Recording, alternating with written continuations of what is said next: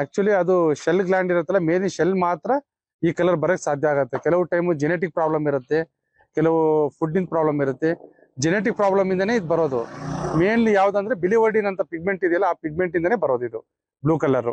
ಅಂದ್ರೆ any time ಹಾಕಲ್ಲ, ಯಾವತ್ತೋ ಒನ್ ಟೈಮು ಅದು ಪಿಗ್ಮೆಂಟ್ ಚೇಂಜಸ್ ಆದಾಗ ಮಾತ್ರ ಆಗತ್ತೆ. ಅದು ಮೇನ್ಲಿ ಜೆನೆಟಿಕ್ ಪ್ರಾಬ್ಲಮ್.